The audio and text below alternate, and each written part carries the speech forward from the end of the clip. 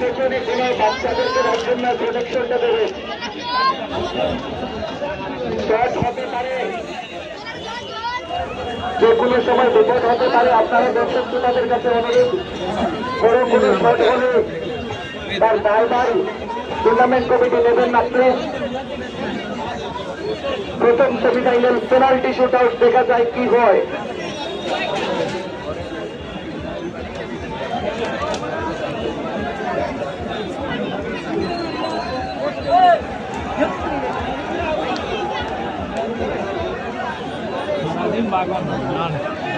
সারাদিন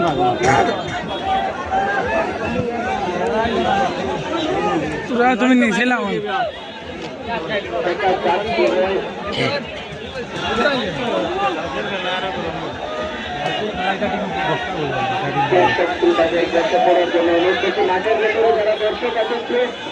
মাঠের ভেতরে যারা দর্শক আছেন তারা বসে পড়বেন।